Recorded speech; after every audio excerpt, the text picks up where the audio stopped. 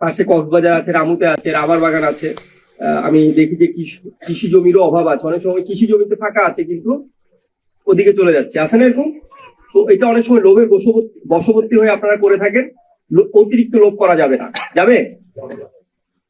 আমি আপনাদেরকে অনুরোধ করছি, এটা যেভাবে সীমান্ত নিরাপত্তাটাকে বিঘ্নিত করে, আমাদেরকে রাষ্ট্রীয়ভাবে অন্যান্য লোক আছে ওই ফ্যামিলি বুঝে যত ইনকামই করুক কোনো বরকত হয়? মাইন বিস্ফোরণে আহতদের আর্থিক সহায়তা প্রদান। সীমান্ত এলাকায় মাইন বিস্ফোরণে আহত আমাদের কয়েকজন জনগণ দীর্ঘদিন ধরে শারীরিক ও মানসিক কষ্টে রয়েছেন। অনেক জটিল একটা সীমান্ত, বহুমুখী সমস্যা আছে এই সীমান্তে, তার কাটা নাই। লোক আছে ওই ফ্যামিলি বুঝে যত ইনকামই করুক কোনো বরকত হয়?